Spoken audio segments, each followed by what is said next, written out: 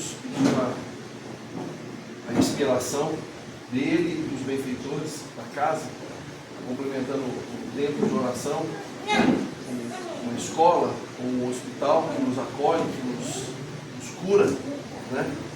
Escola que nos permite aprender e conhecer um pouco mais, né, os ensinamentos do nosso Mestre Jesus. O tema da noite está no Evangelho, no capítulo 3. Há muitas moradas na casa do meu Pai. A gente podia seguir um caminho, mas talvez eu não tivesse condição técnica para avançar, uma linha mais científica, mais acadêmica, né? Trazendo aqui números, bilhões, galáxias, estrelas, constelações, planetas, ou uma linha mais evangélica, né? Buscando em Jesus essas orientações, naqueles que o precederam, né? Para a gente entender o que ele quis dizer com essa mensagem. Está lá em João 14, nós vamos chegar nele daqui a pouco. E antes um pouquinho, até pensando nessa questão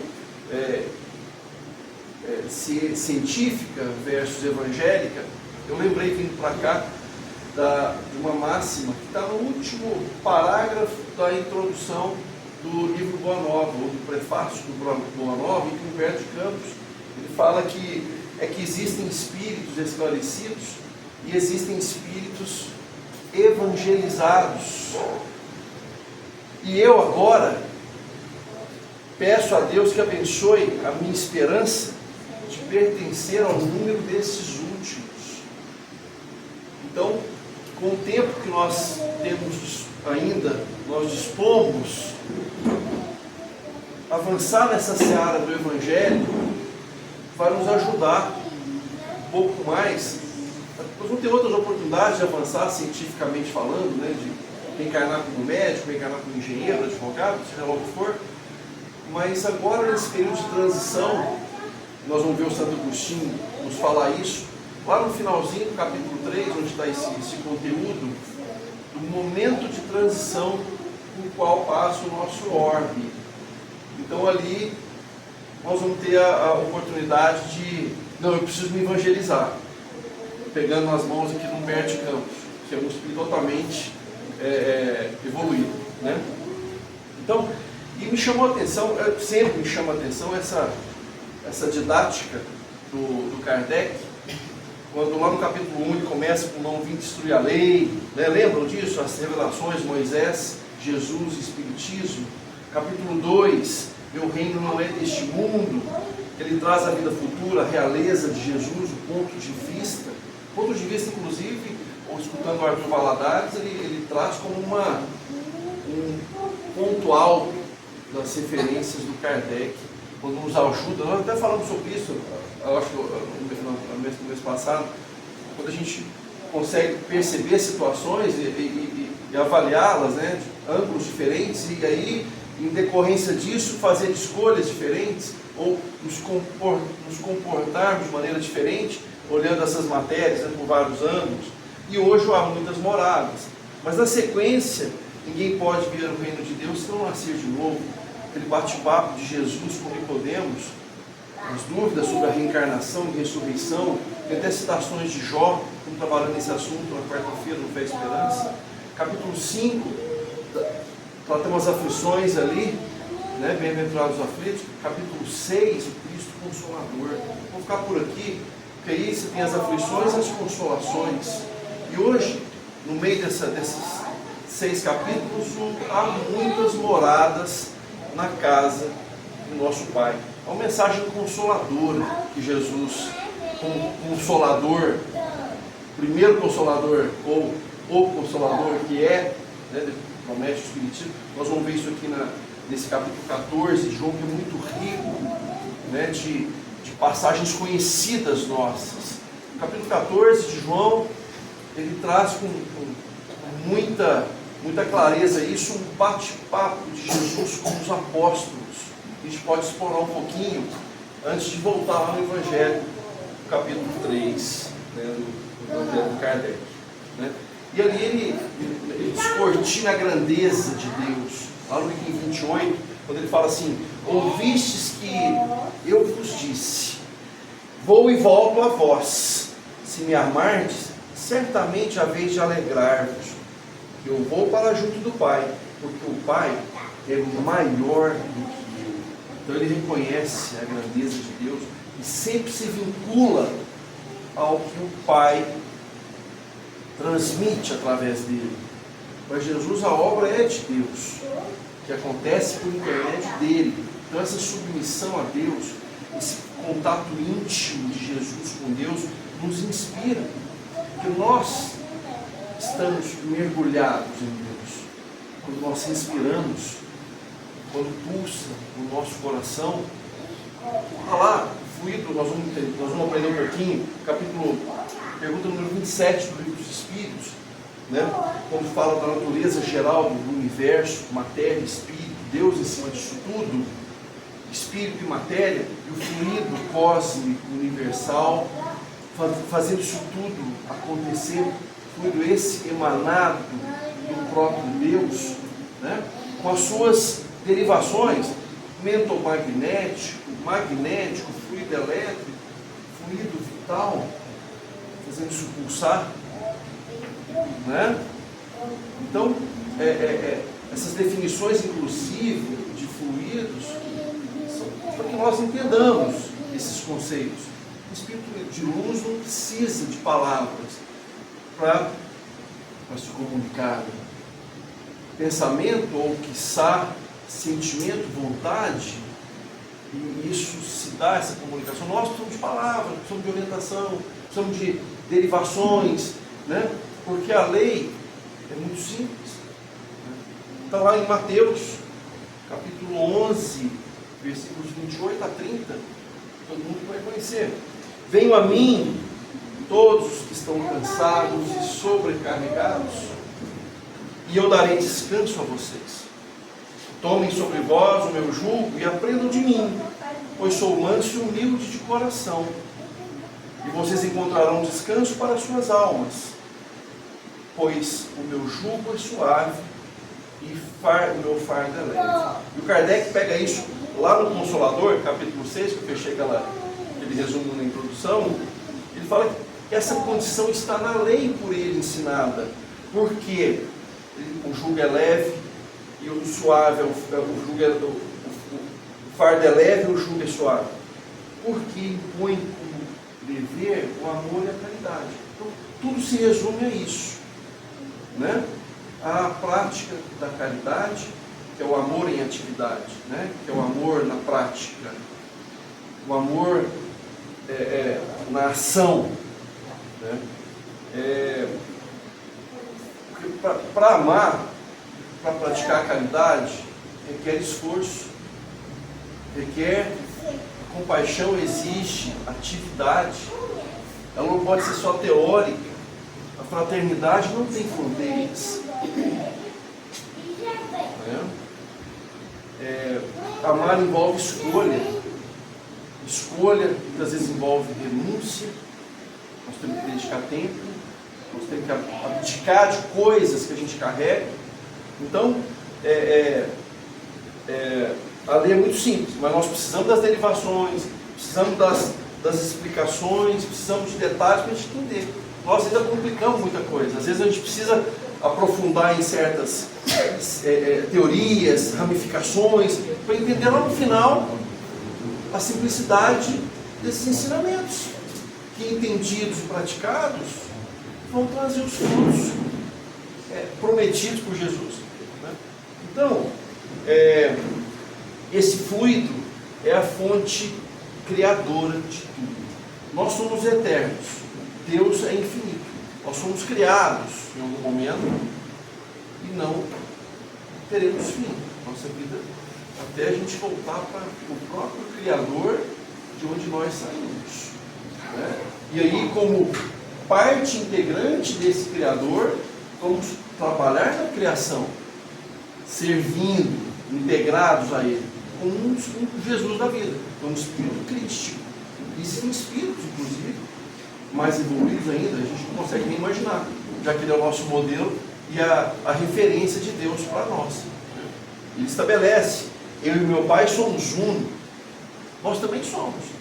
Só que às vezes a gente esquece. A gente está na caminhada, a gente se perde, a gente tropeça, né? Nos nossos desejos, nas nossas paixões, na nossa ideia de eternidade dos nossos sofrimentos. A gente se esquece.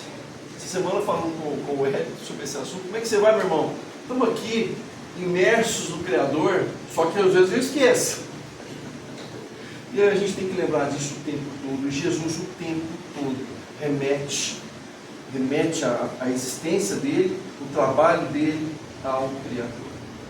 Então nós vamos avançar isso. Caindo para o tema especificamente, lá em Paulo, em Hebreus, Paulo fala na carta, inclusive os hebreus um povo monoteísta, né? Um povo foi escravizado no Egito em 1700 a.C. e depois libertos por Moisés em 1300, foram 400 anos de escravidão, mas um povo que já acreditava num Deus único, por isso que a mensagem foi primeiramente direcionada a eles.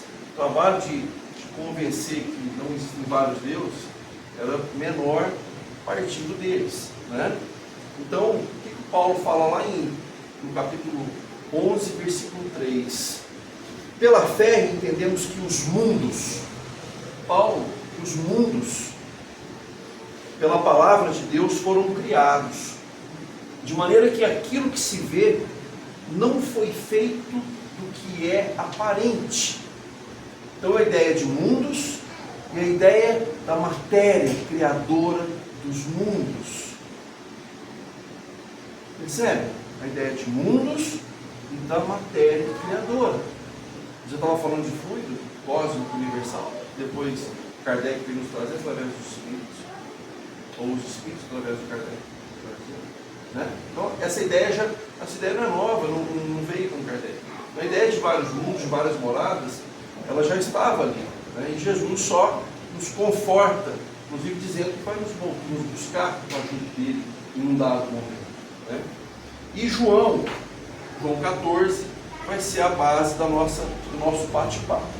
Mas para falar de João, eu queria contextualizá-los de uma maneira poética, de uma vibe de Tim e Vanessa, né?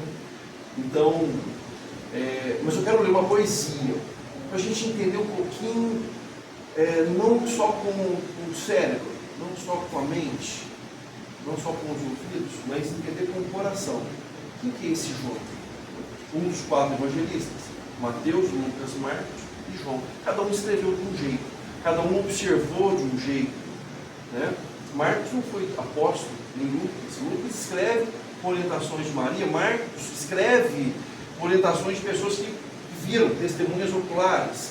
Mateus dá uma pegada diferente da de João, que é mais espiritualizada. Então, para a gente sentir um pouquinho de quem que é esse João, através da poesia do Gladstone Lage e do Tim.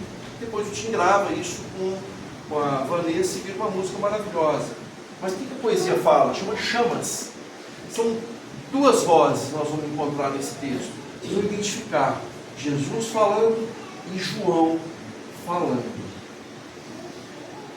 Desde que eu o vi, me sinto arder em chamas. Me chamas, sou o teu pescador. Vi tuas curas, branduras na voz, e um sol de ternuras rompendo o Tabor. Deixei meu pai, meu mar, meu cais, e busquei meu lugar junto a ti. O amor demais me fez capaz de curar em teu nome, Rabi. Filho do trovão, deita tua cabeça sobre mim. Mãe Maria, eis teu filho ao lado da cruz. Sou apenas João, o trovão apacentado, testemunharei por ti, seja onde for. Não te queimarás no óleo que ferver por mim, pois tu viverás para contar o presente e o futuro aos homens. E aí o poeta só termina: chamas e chamas, chamas e chamas. Mas nem toda a terra poderá conter todos os livros que se puder escrever das coisas que ele fez. Ele largou o pai dele. A conexão dele com Zebedeu, quem conhece a história, deixou o mar pela vida dele, e deixou o cais, porto seguro, e só seguiu Jesus. E nos trouxe essas anotações maravilhosas que nos inspiram. Então, não se turbe o vosso coração, credes em Deus. João 14, 1. Crede também em mim. 2. Na casa de meu pai há muitas moradas. Não for assim, eu vos teria dito, pois vou preparar-vos um lugar. Depois de ir, eu vou preparar um lugar, voltarei e tomar-vos-ei comigo, para que onde eu estou, também vós estejais. Kardec usa essa referência para trabalhar o capítulo inteiro, capítulo 3. Mas eu queria avançar um pouquinho nessa prosa de Jesus com eles, que João vai narrando. Tem algumas chaves interessantes e nós vamos fechar com o assunto da regeneração daqui a pouco. No item 4, eu não vou citar os números, mas para a gente só dar uma sequência de raciocínio. E vós conheceis o caminho para onde eu vou. Jesus disse: Tomé. Disse-lhes Tomé: Jesus, Senhor, não sabemos para onde vais. Como podemos conhecer o caminho? Jesus lhes respondeu: Eu sou o caminho, a verdade e a vida. Ninguém vem ao Pai senão por mim. Essa é a mesma história. Ele fala há muitas moradas, e vai seguindo. E olha que ensinamento está tão claro para todos nós. Se me conhecesseis, também certamente conhecerias o meu Pai. Desde agora já o conheceis, pois o tendes visto. Jesus. Pois o tendes visto. Disse Filipe: Senhor, mostra-nos o Pai, então, isso nos bastará. Jesus olha para Filipe: há tanto tempo que eu estou convosco e não me conheceis, Filipe. Aquele que me viu também viu o Pai. Como é que pode dizer: mostra-nos o Pai? Imagina Jesus: como é que você pode falar para mim? Você ainda não viu? Não credes que eu estou no Pai, que o Pai está em mim? As palavras que eu vos digo, não as digo de mim mesmo, mas o Pai que permanece em mim é que realiza as suas próprias obras. Ele vai ensinando isso. Perceba o Pai em mim. Tanto é que ele fala: ninguém vem ao Pai senão por mim. Vem, porque já está em mim. Não é vai lá, não. Vem, está aqui, como está em todos nós. Nós esquecemos. Nós passamos. Mas ele não. O Pai está em mim. Quando eu reconhecer o Pai em mim, eu reconheço em você também. Eu reconheço num amigo que me cortou ali no trânsito. Eu vou reconhecer no menino que está assinando as leis lá em Brasília. Eu vou reconhecer o Pai. Mas eu preciso reconhecer em mim primeiro. Eu esqueço.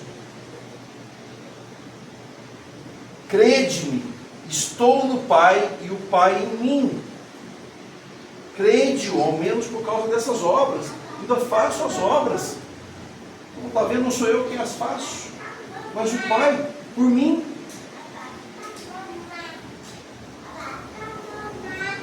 E tudo que pedirdes ao Pai em meu nome, vou-lo farei, para que o Pai seja glorificado no Filho. Qualquer coisa que me pedirdes em meu nome, vou-lo farei. Se me amais, guardareis os meus mandamentos. Eu rogarei ao Pai, e Ele vos dará outro Paracleto. Paracleto é consolador, é quem conforta, para que fique eternamente convosco. E cá estamos, diante dessa fonte, uma promessa cumprida, promessa feita, promessa cumprida. Quantas outras promessas que se cumprirão se nós de fato colocarmos na cabeça? As promessas estão feitas, estão sendo cumpridas. Não vos deixarei órfãos, voltarei a vós. Não vos deixarei órfãos. Não vos deixarei órfãos. Tem uma representação dessa promessa naquele filme Ressurreição. Quem tiver interesse, uma visão diferente do processo de crucificação de Jesus, que mostra um Jesus ressurreto, lindo, dando testemunho da continuidade da vida. Então é maravilhoso. Quem tiver interesse de ver, ressurreição. Ele volta de maneira, ele se despede de maneira esplendorosa dos apóstolos, e quem assiste vai lembrar desse relato de Paulo lá para anotar. Então, deixo-vos a minha paz, dou-vos a minha paz. Não como o mundo a dá. Não se perturbe o vosso coração, nem se atemorize.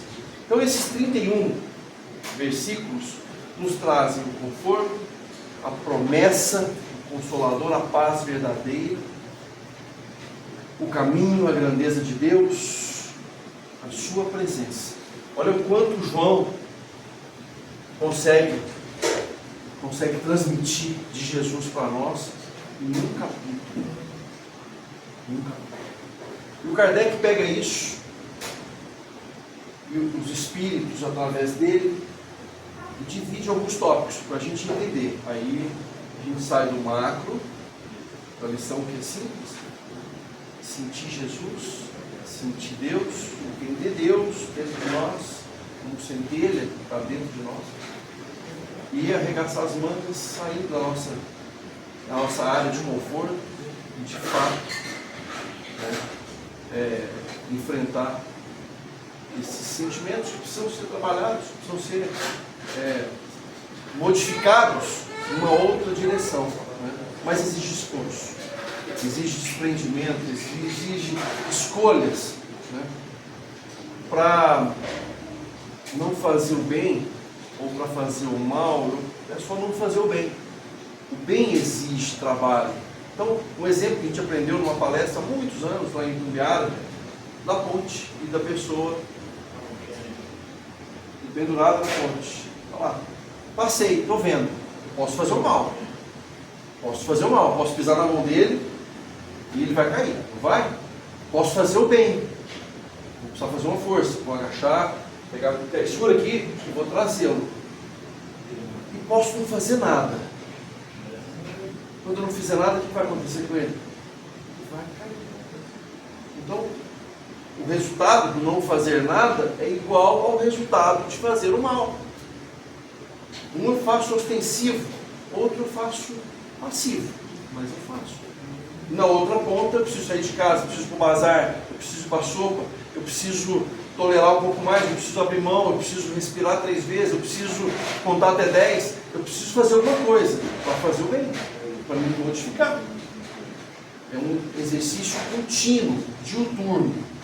Então, para a gente ir avançando aqui, o Kardec ele fala em diferentes estados da alma na erraticidade. Ele vai nos mostrar que não existem moradas, não é um ambiente circunscrito. O meu comportamento, a minha atitude, a minha vibração determina o meu mundo. Determina o meu mundo. Então, ele nos dá uma hierarquia, olha só, didática, para a gente entender, mas quais são esses mundos? Que mundo? Que moradas são essas? Aí o Espírito tem o cuidado de trazer lá no item 2 as diferentes categorias de mundos. Lá, lembram dessa parte? Mundos primitivos, provas, expiações, regeneração. O que mais? Ditosos, celestes ou divinos. Aquela sequência. A Terra está figurando ainda, está em transição de provas e expiações para regeneração. Uma transformação que estava prevista há muito tempo e está acontecendo. Nós vamos ver que o Santo Agostinho, ele fala aqui, ó. Ele fala aqui. E ele há chegado a um dos seus períodos de transformação, em que de orbe expiatório mudar-se-á em planeta de regeneração, onde todos os homens serão ditosos, porque nele imperará a lei de Deus. Santo Agostinho falou isso em Paris em 1862. Na sequência, ele fala um pouquinho da destinação da Terra, né? A Terra recebe, ele até compara nesse texto uma cidade. Nela se tem todos os tipos de pessoas, os bairros mais humildes, os bairros... Então, você tem todo tipo de espírito reencarnado, um determinado grupo. Nem todos são doentes, mas todos necessitados dessa experiência. E aí, aqui ainda é uma escola, pode ser uma escola porque aprendemos, pode ser um hospital porque nos curamos, pode ser uma prisão, porque poderíamos estar em outros mundos. Por que são mundos inferiores e superiores? O que define isso, se não a comparação entre eles mesmos? Vou falar, o carro A é melhor. Melhor do que? Melhor do que? Se não tiver uma fonte comparativa, você não pode determinar o que é. Nós precisamos dos opostos. Essa convivência, eu preciso da luz para entender a treva, eu preciso da doença para entender a saúde, né?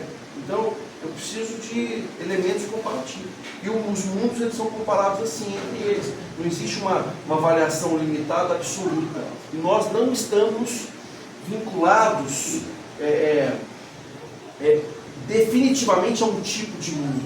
Quanto mais avançamos moralmente, volto lá no Humberto de Campos, quanto mais evangelizado eu sou, mais degraus eu subo. Se eu não avanço moralmente, eu preciso voltar para mundos inferiores para colaborar com esses mundos, com a minha ciência, com a minha sabedoria, até desenvolver o Evangelho no meu coração. Por isso que o Humberto de Campos fala, há espíritos, né, esclarecidos e há espíritos evangelizados. São as asas para que essa evolução aconteça. Mas se a gente tiver pouco tempo para escolher, vamos avançar no caminho do Evangelho de Jesus, que é o que vai nos dar oxigênio para herdar esse mundo. Eu quero ler um texto, um spoilerzinho que o Áureo nos dá lá no livro Universo e Vida, em que ele compartilha conosco uma palhinha de como é que vai ser o que nos espera, caso corramos pouco tempo e mergulhemos no trabalho do bem, né? Que exige esforço, que exige dedicação, que exige entrega, renúncia, uma série de valores nessa mesma linha. Só contemplação não nos dará o direito de acesso. O Sr. José Gonzaga falava, quando a minha tia deixava ele em casa, o José Gonzaga, presidente do Centro Fé, Esperança e Caridade. Terezinha, precisamos trabalhar no bem, precisamos merecer ficar nesse planeta, tomar um banho quente, andar de carro, ligar para uma pessoa e conseguir falar com ela. Naquela época não tinha internet. Quanta evolução de lá para cá aconteceu. E ele falava isso, precisamos merecer permanecer. Anestesia. Meu Deus, anestesia. Então não é para os homens, né? O pessoal mais resistente à dor. Anestesia, né? Então, um overview é mais ou menos isso. E o que o Áureo nos fala nesses minutinhos que nos falam? Vou repetir esse texto. A gente trabalhou ele há muito tempo atrás. Eu acho que cabe esse spoiler, até para nos dar aquela empurradinha nessa direção. Quero permanecer nesse mundo regenerador, que é uma ponte para o mundo ditoso. Ele não é um mundo definitivo. Eu não vou ficar em regeneração. É uma ponte, é uma transição que me preparará para o mundo ditoso, depois para o mundo sublime, divino. Então aí, o vizinho do lado ali é Jesus, o vizinho do lado ali é o Antônio Olives. Imagina morar nesse bairro. Nós temos que trabalhar para isso. Poderemos chegar. No porvir, olha a ponte que nos espera. Mesmo depois que passar a grande tempestade, o coração augusto do Cristo sangrará de dor. Porque não será sem uma profunda e divina melancolia que verá partir para rudes degredos educativos os afilhados ingratos e rebeldes que não lhe quiseram aceitar a doce proteção. A doce proteção. Os filhos da iniquidade, empedernidos do crime e cristalizados no orgulho, deixarão as fronteiras fisiomagnéticas da terra em demanda das novas experiências a que fizeram jus. Mas aqui, no orbe aliviado e repleto de escombros, uma nova idade de trabalho, de esperança nascerá. Uma nova idade de trabalho e de esperança nascerá. Ao sol da regeneração e da graça. Nesse mundo renovado, a paz inalterável instituirá um progresso sem temores e uma civilização sem maldades. Os habitantes do planeta estarão muito longe da angelitude, mas serão operosos e sinceros, um tanto sofredores endividados para com a eterna justiça, mas fraternos e dóceis à inspiração superior. A subsistência exigirá esforços titânicos na agricultura dignificada e no trato exaustivo das águas despoluídas. Mas não haverá penúria e nem fome. Por algum tempo, muitos corações sangrarão no sacrifício de missões ásperas, na solidão e no silêncio dos sentimentos em penitência. Mas não existirá desespero, nem prostituição, viciações letais ou mendicância, infância carente ou velhice abandonada. A morte fisiológica continuará lutando na amargura de separações indesejadas. Mas o merecimento e a intercessão poderão proporcionar periódicos reencontros das almas amantes e saudosas, em fraternizações de fenomenologia sublimal. A ciência alcançará culminâncias jamais sonhadas. Naves esplêndidas farão viagens regulares a esferas superiores, e as excursões de férias serão comuns a mundos de sempre eterna beleza. Necessidades e fraquezas não poderão ser extirpadas por milagre, mas os frutos venenosos da maldade jamais chegarão aos extremos do homicídio. O Estatuto dos Povos manterá o Parlamento das Nações, onde excelsos espíritos materializados designarão em nome e por escolha do Cristo os governadores da terra. Sem monarquias, oligarquias, plutocracias ou democracias, haverá apenas uma espiritocracia evangélica, fundada no celeste platonismo do mérito maior, do maior saber e da maior virtude, para o serviço mais amplo e fecundo. Reinarão na terra a ordem e a paz. O amor universal será o estatuto divino. A terra pertencerá aos mansos de coração. Olha que mensagem, olha que spoiler do mundo de regeneração. Encarnados, sujeitos às vicissitudes, receberemos mensageiros materializados em nome de Jesus, escolhendo os nossos líderes, líderes esses lastreados em méritos maiores, muito trabalho, muita entrega, muito suor na reconstrução. É um resumo: geopolítica, ciência, consolo, trabalho e esperança. É o que a gente entendeu nesse tópico. Obrigado a todos.